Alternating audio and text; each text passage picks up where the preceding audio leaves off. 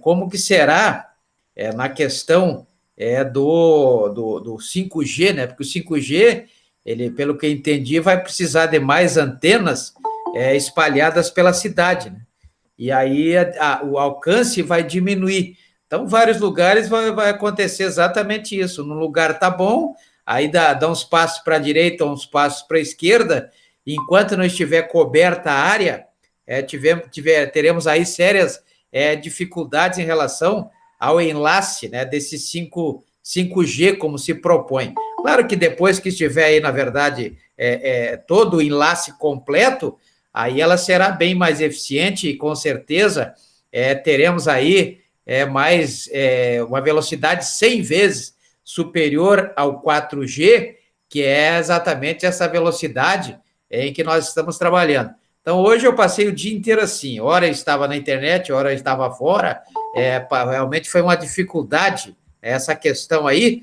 Então, vamos verificar aqui rapidamente, só para fechar esse conteúdo, as possibilidades de intervenção do Estado na propriedade privada, uma vez que todas essas intervenções, elas, para que tenham aí efeito erga omnes e que seja respeitado o direito de propriedade, conforme proposto no artigo 5º, inciso 22 da Constituição Federal, dever-se-á fazer sempre o registro, conforme determina o artigo 1245 da Lei 10.406 de 2002, né? Então, o artigo 1245 do Código Civil, naquele procedimento previsto lá no artigo 172 da Lei 6.015 de 73, né? Lei 6.015 de 73. E hoje nós veremos, então, na verdade, as formas de desapropriação, ou seja,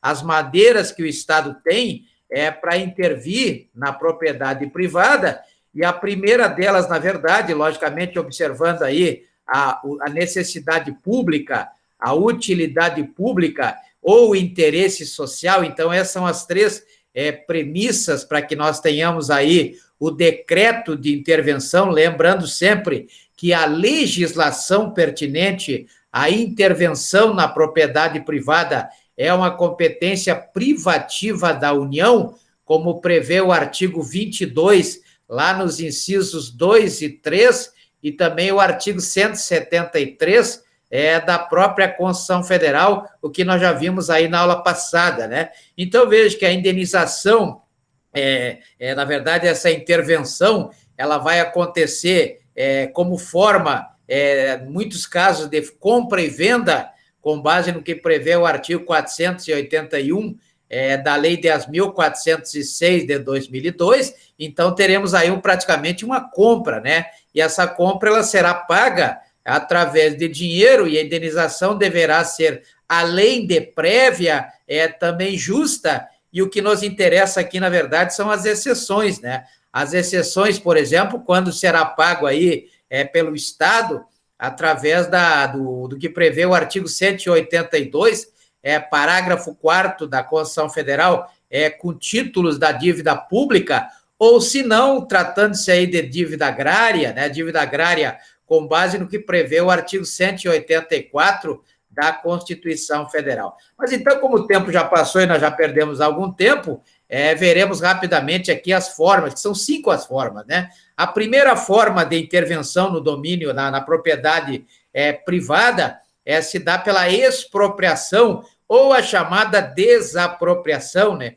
Desapropriação, em que está, basicamente, duas formas, né? Duas maneiras. A maneira ordinária de fazer essa desapropriação ou a maneira extraordinária de fazer a desapropriação. Então, a desapropriação ordinária, aquela desapropriação, prevista lá na Lei 3.000, aliás, Decreto-Lei 3.365 de 41, que é a desapropriação por utilidade pública, desapropriação por utilidade pública, uma desapropriação que poderá ser tanto amigável quanto judicial, como prevê o artigo 5º, inciso 24 da Constituição Federal. Artigo 5º, inciso 24 da Constituição Federal, diz que a indenização ela será prévia, será justa, feita em dinheiro, né, com exceções aí daqueles títulos da dívida pública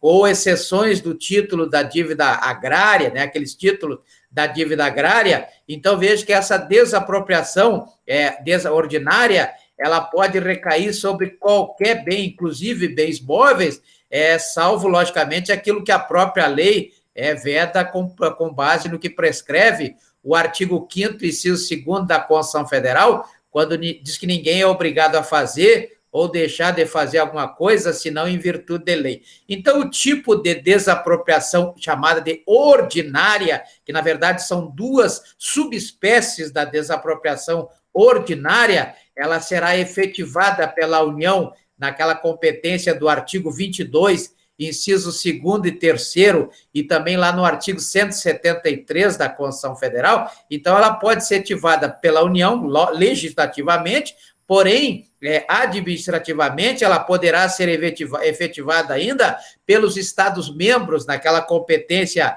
prevista no artigo 25 da Constituição Federal, ou mesmo pelos municípios, conforme prevê o artigo 30 da Constituição Federal, né? Ou outras pessoas aí que estiverem aí previstas em qualquer lei, né? Lei que estabeleça uma competência. Mas a competência para fazer essas leis, para criar essas leis, é da União, como prevê o artigo 22 da própria Constituição Federal. Então, são exigidos aí requisitos constitucionais que podem ser resumidos ou na ocorrência da necessidade pública, ou da utilidade pública, ou ainda do interesse social, né? Como vimos na aula passada. A desapropriação extraordinária, por sua vez, é prevista lá no artigo 182, parágrafo 4º, inciso 3º da Constituição Federal, ou no artigo 184, quando for o caso da reforma agrária, nesse caso regulamentada aí pela Lei 8.629, de 92, né? Sendo que a desapropriação, a expropriação para fins de urbanização ou reurbanização, conforme prevê a Lei 10.257 de 2012, né? Prevista lá no artigo 182, no parágrafo 4º, inciso 3º, temos aí, então, a desapropriação para fins de reurbanização ou mesmo de urbanização, que é o surgimento desses bairros aí afastados do centro, né? Então, nós temos aí essa desapropriação extraordinária, essa expropriação extraordinária, que pode ser para fins de reforma agrária ou pode ser para fins de reurbanização. Então, vejo que, enquanto ordinária, a desapropriação ela poderá ser por utilidade pública, conforme prevê o Decreto-Lei 3.365 de 1941, Decreto-Lei 3.365 de 1941, e também a desapropriação por interesse social é previsto na Lei 4.132 de 62. Então, veja que nós temos aí dois tipos de desapropriações.